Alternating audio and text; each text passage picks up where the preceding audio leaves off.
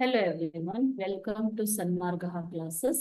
ಎರಡನೇ ಪ್ರಶ್ನೆ, ಮಾನ್ಯಕೇಟದ ರಾಷ್ಟ್ರಕೂಟರು ಮತ್ತು ಕಲ್ಯಾಣದ ಚಾಲುಕ್ಯರು ಎಂಬಂತಹ ಚಾಪ್ಟರ್ ಇಂದ ರಾಷ್ಟ್ರಕೂಟ ಸಾಮ್ರಾಜ್ಯದಲ್ಲಿ ವಿದೇಶಿ ವ್ಯವಹಾರವನ್ನು ನೋಡಿಕೊಳ್ಳುತ್ತಿದ್ದವರು ಯಾರು ಅಂತ ಕೇಳಿದ್ದಾರೆ. ಸೊ ಆಪ್ಷನ್ಸ್ ನೋಡೋಣ.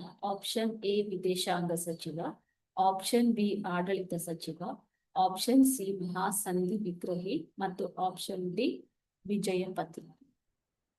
ಸರಿಯಾದ ಉತ್ತರ ಬಂದ್ಬಿಟ್ಟು ಮಹಾಸಂಧಿ ವಿಗ್ರಹಿ. ರಾಷ್ಟ್ರಕೂಟರ ರಾಜತ್ವವು ವಂಶ ಪಾರಂಪರ್ಯವಾಗಿತ್ತು. ಅರಸರಿಗೆ ಸಹಾಯ ಮಾಡಲು ಮಂತ್ರಿ ಮಂಡಲವಿತ್ತು ಮಕ್ಕಳೇ. ಓಕೆ, ಸೊ ಆ ಮಂತ್ರಿ ಮಂಡಲದಲ್ಲಿ ವಿದೇಶಿ ವ್ಯವಹಾರವನ್ನ ನೋಡಿಕೊಳ್ಳುವುದಕ್ಕೆ ಮಹಾಸಂಧಿ ವಿಗ್ರಹಿ ಎಂಬ ವಿದೇಶಾಂಗ ಮಂತ್ರಿ ಇದ್ದಾನೆ. ಈತ ವಿದೇಶಾಂಗ ಮಂತ್ರಿ. ವಿದೇಶಿ ವ್ಯವಹಾರವನ್ನ ನೋಡಿಕೊಳ್ಳುವುದಕ್ಕೆ ಮಹಾಸಂಧಿ ವಿಗ್ರಹಿ ಎಂಬ ವಿದೇಶಾಂಗ ಮಂತ್ರಿ ಇದ್ದನು.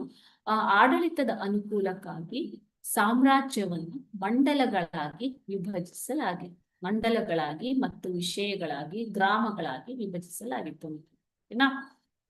ಸೊ ವಿದೇಶಾಂಗ ವ್ಯವಹಾರ ನೋಡಿಕೊಳ್ಳುತ್ತಿದ್ದವರು ಯಾರು? ಮಹಾಸಂಧಿ ವಿಗ್ರಹಿ. Thank you.